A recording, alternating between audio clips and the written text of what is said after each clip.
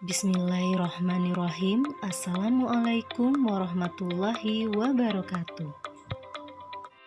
Anak-anak Umi, hari ini kita belajar muatan pelajaran fikih semester 2, pelajaran 5. Materi yang akan kita bahas yaitu sholat Jumat, mulai dari pengertian sholat Jumat, ketentuan sholat Jumat, melaksanakan sholat Jumat, dan hikmah sholat Jumat.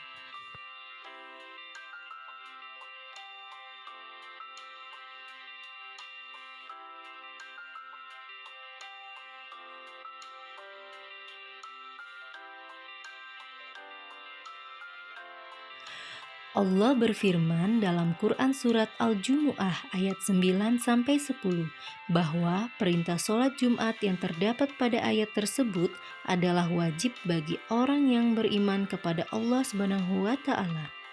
Akan tetapi Rasulullah SAW mengecualikan kepada 4 orang untuk melaksanakan sholat Jumat, diantaranya yaitu hamba sahaya, perempuan, anak-anak, dan orang yang sedang sakit. Hadis riwayat Abu Daud.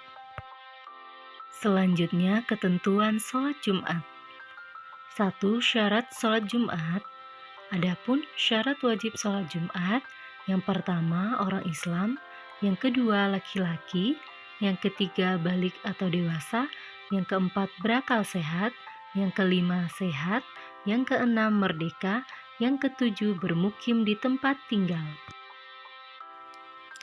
Syarat sah sholat Jumat.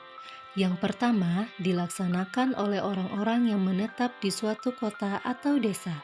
Yang kedua, dikerjakan bersama-sama. Yang ketiga, dilaksanakan pada waktu zuhur. Dan yang keempat, dikerjakan setelah 2 khutbah. Hukum sholat Jumat.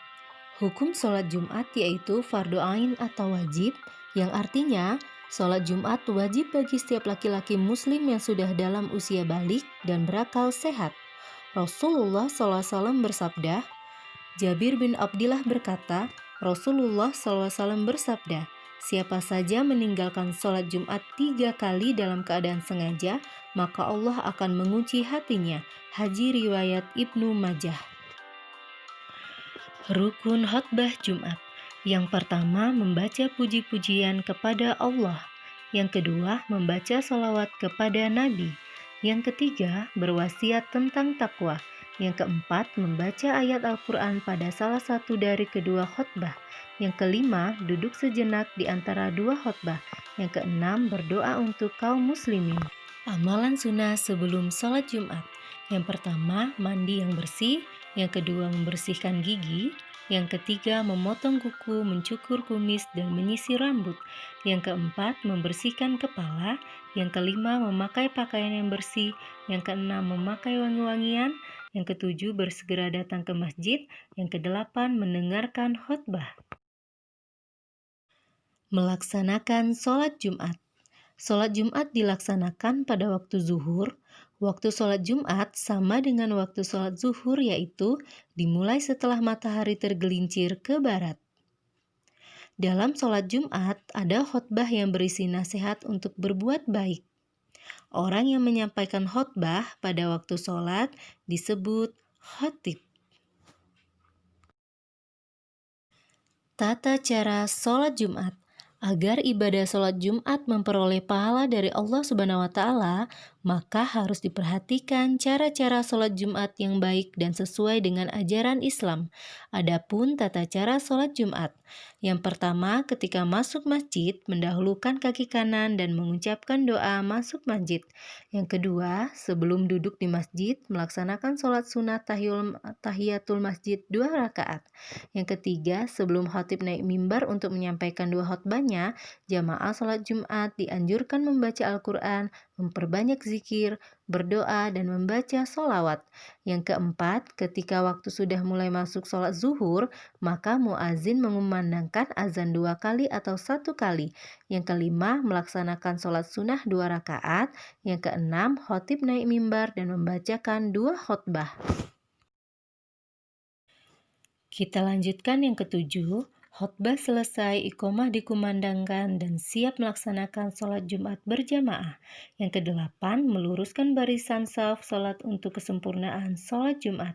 Yang kesembilan, tidak boleh mendahulukan gerakan imam ketika menjadi makmum.